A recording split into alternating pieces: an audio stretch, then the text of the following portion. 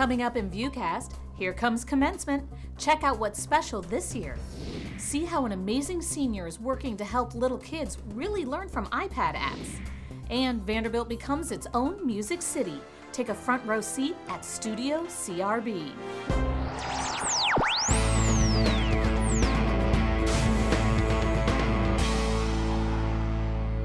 Hi, I'm Amy Wolf with a special Commencement Preview VUCast. It's that time of year again. Alumni Lawn is about to be filled as the class of 2013 says goodbye to Vanderbilt and hello to their future. This year's Senior Day speaker and Nichols Chancellor's medalist is Pulitzer, Nobel Prize, and Medal of Freedom winning author Toni Morrison.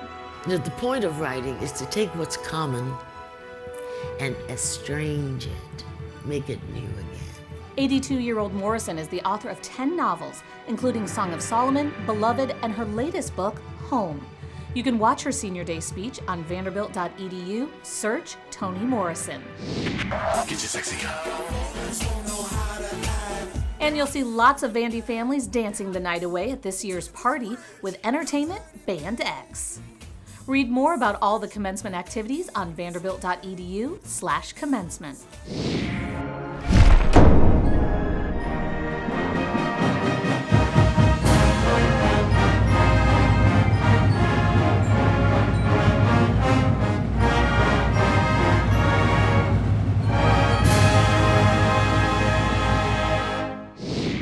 Now to some really impressive Vanderbilt seniors. We know kids and adults alike are hooked on touchscreens like iPads and smartphones, but how much can young kids really learn from so-called educational apps? A Vanderbilt Peabody undergrad teamed up with a highly respected researcher to spearhead some fascinating new research. Where's the cow go? Yeah. Does it fit there? New mom Melanie Moran is like a lot of parents of young kids. Though she limits the time her son Declan plays with smartphones or touchscreens, the allure is great. He's very excited. I mean, if it's iPad or iPhone time, he's really excited. He wants to play with it and often doesn't want to stop playing with it when it's time. But can kids as young as 2 or 3 really learn from so-called educational apps? That's where Vanderbilt senior Charlotte Duncan and Associate Professor of Psychology Georgine Trosseth come in. It's the elephant. So we're looking at children's self-regulation abilities, their ability to control their own behaviors, and if that has an effect on the way that they use touchscreens, the way they tap mostly, and then seeing if that has an effect on how much they can learn from the app. 3. The research is to look at how much children's tendency to tap on the screen, kind of randomly and crazily, could actually impede their learning or create problems for their learning. Because with educational apps, that tapping and swiping is supposed to lead to learning. E. What is it? E.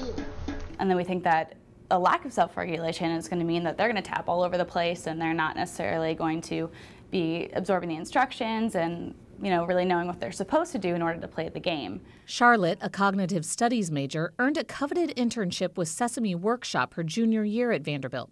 That's where the Boston native started working with kids and apps. Elmo knew you could do it!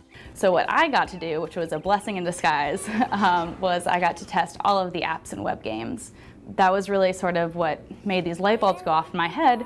So I really want to get to sort of the heart of what makes them work and what makes them not work. She wrote a paper on what makes certain components of learning apps successful.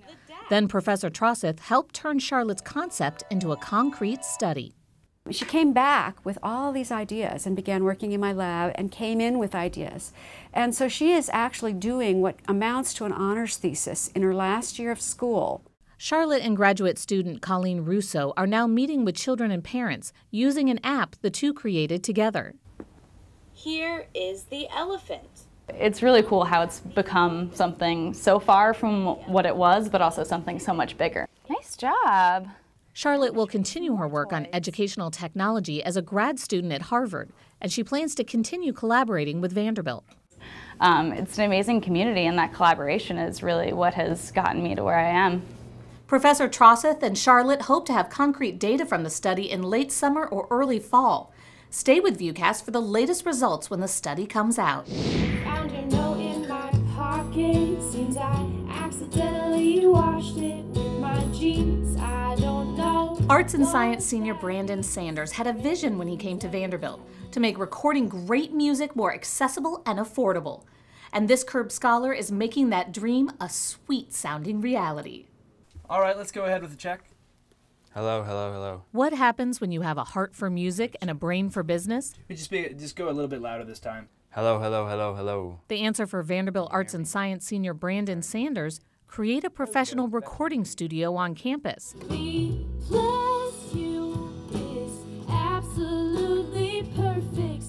I'm constantly thinking about how I can push envelopes and think outside of the box, if you will. When we're 99.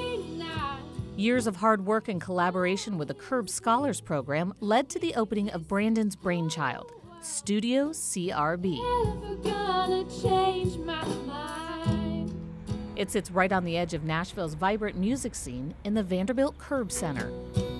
We renovated and revamped and bought all this gear and got funding, and then turned it into this hub for music and other creative people from Vanderbilt and Nashville and other places.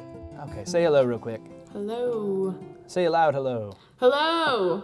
New artists like Emma Greger feel at home in this hidden gem. I love writing, and what better way to tell stories than through song? Found your note in my pocket. Seems I accidentally washed it with my jeans. I don't know what that means or if it means anything. I'm working on finishing my EP, and it's 5 tracks, and we're just going to lay down some vocals and maybe play around with a couple guitar parts on our final song. Me plus you is absolutely perfect. From the studio to the final product, I promise you it's worth it. And when we're 99, people are falling in love with her sound. Overwhelmingly positive reaction, way more than we expected.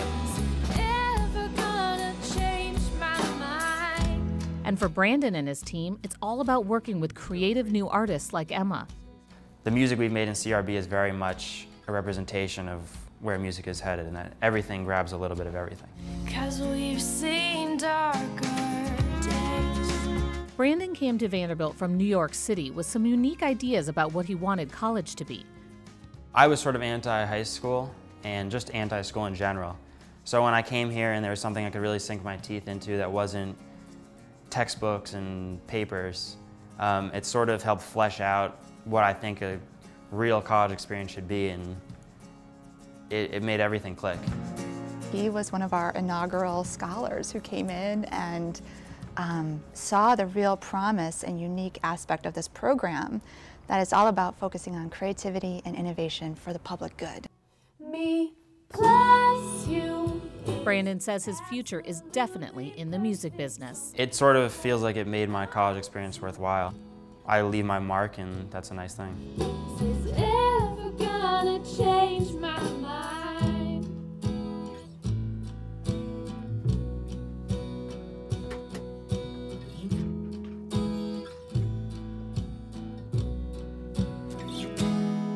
There we go. Sweet. The studio only costs $20 an hour, which includes all that engineering and producing talent.